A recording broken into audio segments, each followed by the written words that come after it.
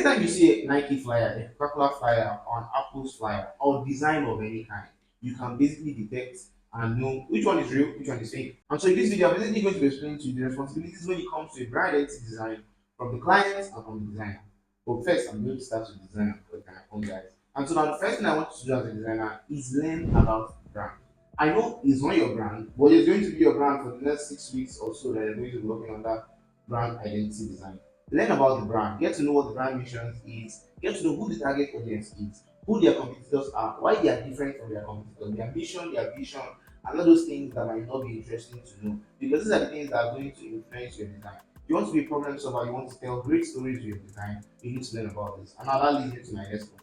Be a problem solver, be a storyteller.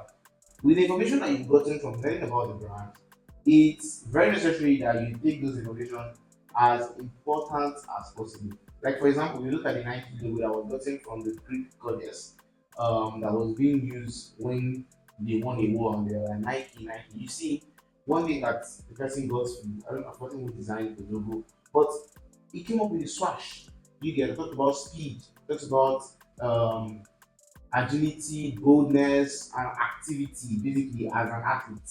You understand? So you see how they've used it to tell a story, or Apple's logo and the rest of them. So work with the information that you've gotten in point one when you learn about the brand to actually create the brand.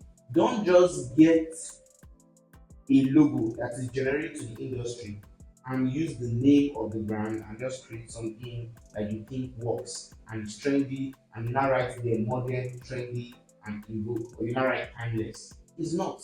You get, let your logos, your identity system be relating to what the brand is about. And so the last thing I want to talk about for designers is be professional. Design is a creative industry, and so a lot of creatives don't necessarily deem the professional or the business side of design as important, but it's very, very important. I've gotten reviews where designers, I've gotten reviews where clients talk about the fact that increase your professionalism is one thing that I love about your work as a designer. How that I send them emails, I reply their emails, I send them receipts after they pay, I send them a contract so that we can bind whatever it is that we are doing in that project. Those things make you stand out. I have a notion board where I arrange everything from start to finish. Take feedback, book meetings. Don't just say, oh, send a voice note. Book calls so that the client takes you serious and the client is being seen as taking serious. Do you understand? I don't know if that makes sense, but basically what I'm trying to say is the client sees themselves as a serious person in your eye. I don't know how to say it again, but you get the point. So yeah, be professional with the work that you do. Especially now that AI is taking people's job. If you're not going to be professional, yeah, I'm here to take your clients from me. You understand? Now, to the client side, in as much as design is for designers, I also believe that the project is a collaborative one between the client and the designer because the designer basically solves the problem. And so, as the client, you really need to be there with us in the design process so that we know what the problem is and whether it's being solved the way you like it. Do you understand? And so, one thing I want to do as a designer, one thing I want to do as a client is trust the designer. Don't work with designers that you don't trust. Don't work with family members just because they are designers. So actually trust the designer you're going to work with so that you can trust their opinions because as designers when we work on designs, they are like our children, they are like our creatures. You don't want to now start changing stuff because you didn't even trust me in the beginning. The next thing I want to talk about is related to the first one, but is understand the value of design.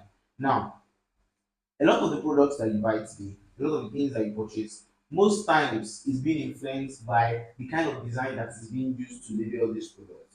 And so this means that design is emotional. And so you want to see your designer as one of the key employees or contractors in your business because they are the first touch point that each and every one of your target audience are going to meet. Your design, that's how they are going to meet you, especially if you're selling a physical product.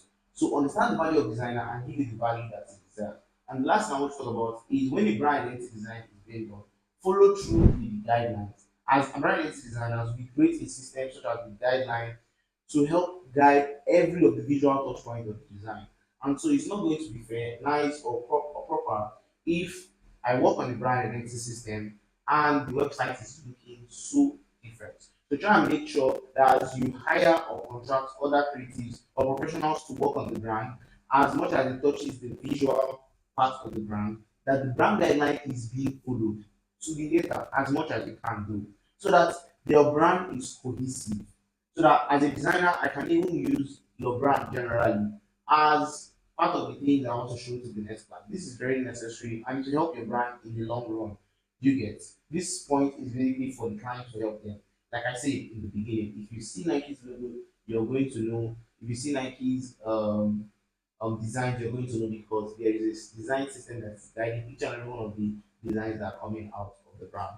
I really hope this blessed you. I hope it helped you as a designer and helped you as a client too. If you want to see a video where I talked about how I use AI in my day-to-day life, click this video and go and see you on the other side.